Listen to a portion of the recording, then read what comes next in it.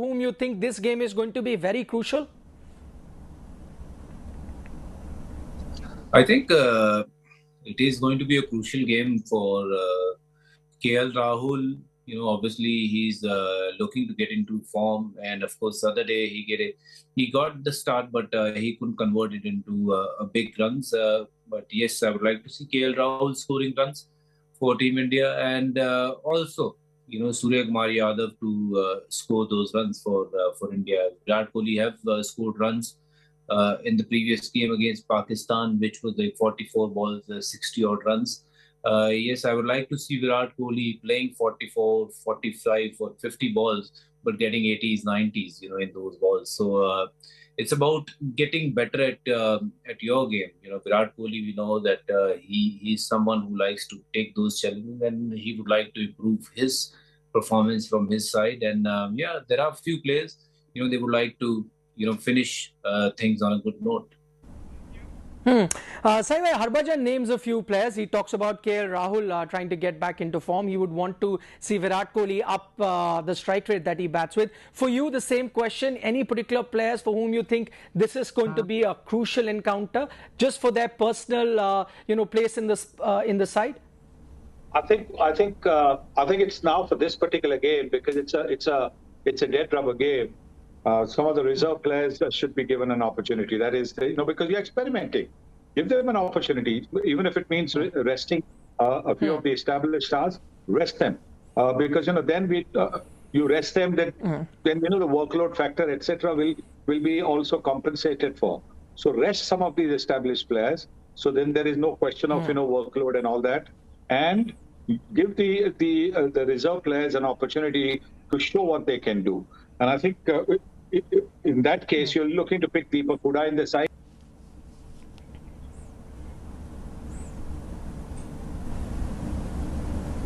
You're looking to have somebody like a Dinesh Karthik get an opportunity, because you've given Rishabh Pant a couple of opportunities. He hasn't been able to grab that. So give Dinesh Karthik the same opportunities. Then I think, like I said, Deepak Chahar comes in. Ravi Bishnoi, who's been sitting for the last couple of matches, bring him back in the team. So you give the reserves, all those players who have been there now, give them one more opportunity. Most of them, apart from Deepak Chahar, have had one opportunity already. But now give everybody another opportunity, even if it means that some of the senior stars have to be kept out.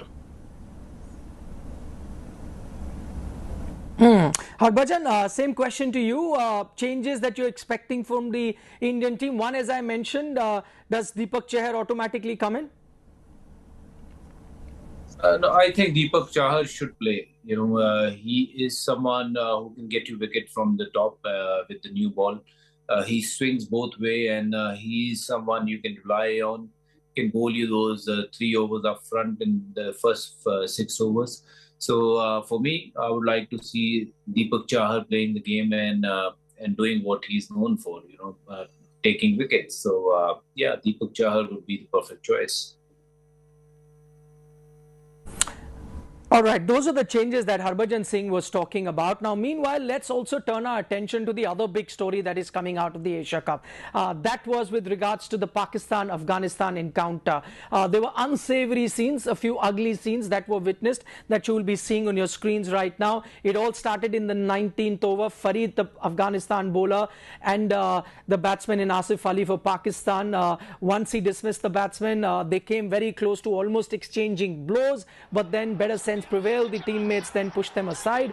After that, as soon as the game ended, there was violence that was reported between the crowds in the stands as well as outside the stadium. So that's been the biggest headline so far in terms of what has emerged from that game. It was an outstanding game of cricket between Pakistan and Afghanistan, but these sort of scenes definitely leave a sour taste after witnessing such a close encounter. Sunny Gavaskar and Harbhajan Singh still with us.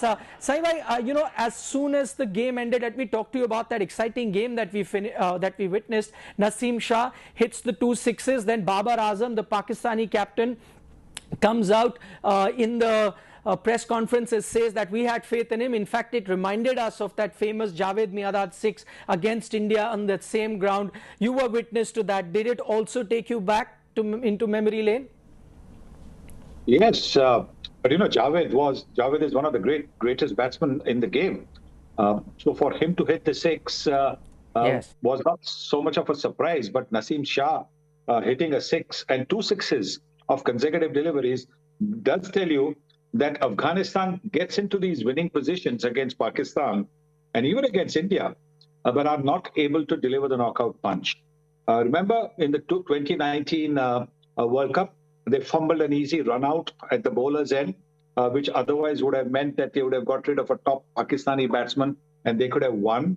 And even against India, they had strangled India for a low total, and they should have won. But obviously, they didn't have the big match experience at that stage. But what we saw yesterday also shows that after 3 years, and they played a lot of cricket in the interim period, and their players have played in a lot of T20 leagues all over the world, and yet they keep on. When it comes to that crunch, they are not able to deliver that that winning blow. So I think that's an indication of what happened with those two full tosses. Yorkers for the final over, unless you're an absolute certainty to bowl those Yorkers, is asking for trouble, because first you're tense. Right. As a bowler, you're tense. I can tell you, I'm not a bowler, but I know. Harbhajan will probably be able to explain better. You're tense as to what to bowl. And in that frame of mind, you try and bowl a Yorker. 9 times out of 10, it's going to be a nice low full toss. And that's exactly what happened. So you're better off trying to bowl a length ball, or maybe trying to bowl just a little bit wide, or maybe bowling even a slower delivery. But the Yorker is asking for trouble 9 times out of 10, especially in the final over. Okay, let me get Harbhajan into it. And Harbhajan, we witnessed that fight, and that's the talking point between, Asif Ali and Farid. You saw those visuals on television. Right now, a lot of tutu meme between both sets of supporters as to who was responsible. Who do you think was responsible for what we witnessed as far as on the field action I'm talking about? Well, I think it's always, in those games, things happen. We shouldn't be blaming anyone. It's just a part and parcel of the game. No one does anything intentionally to hurt anyone or anyone's sentiments. But yes, during the course of the game, you tend to get excited and say a few things to the batsman, or the batsman say a few things to the bowlers as well. So it should be left there and then only, but whatever happened, it wasn't a great sight. Of course, I've been part of few of those incidents myself. So, but I've learned over the years that these things are not required. And of course, let the bat and ball do the talking, and these things can take a place where it has to be. But it didn't look great on screen. But yeah, I am not one to blame batsman or a bowler. But I think both played their part and exchanged those words, and with that, they triggered the same sort of thing even in the audience as well. And we saw some bad scenes in the audience as well. People are fighting and they're removing the chairs and hitting each other with the chairs. It's not a great sight, watching it on the TV.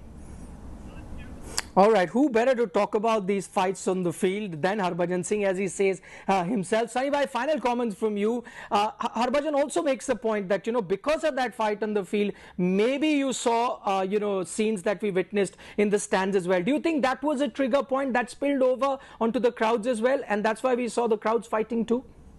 It's not the first time it's happened after Afghanistan-Pakistan game. So don't make excuses that was the trigger.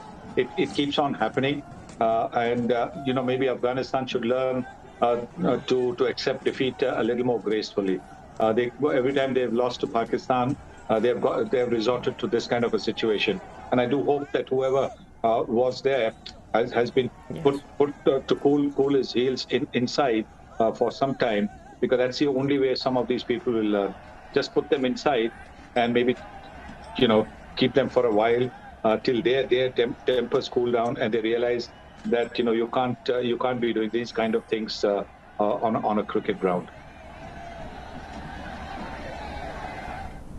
All right, Sunny makes a pertinent point there that it's not the first time it's happened between Afghanistan fans and Pakistan fans. It happened at the 2019 World Cup in Leeds as well. And the visuals that have emerged so far, it does seem it was the Afghanistan fans that were the aggressors.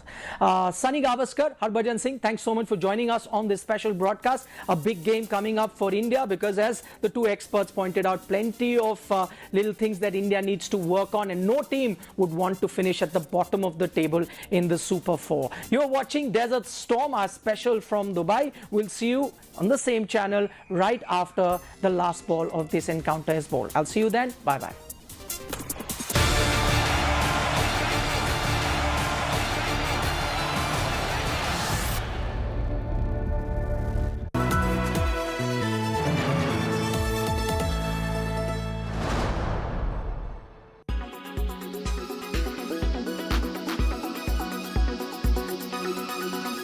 This is no ordinary piece of art.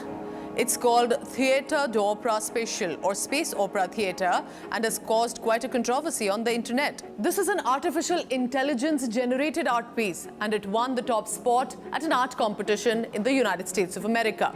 Jason M. Allen is 39 years old and his Theatre d'Opera Special image beat more than 12 other entries in the digital arts, digital manipulated photography category at the Colorado State Fair. He won $300 cash prize for it. Now this has caused quite an uproar because many are seeing this and calling it as a threat to the manual art form of other artists. So the tool that this artist used is called Midjourney. It is an AI tool, it is invite only, and it turns text into realist graphics.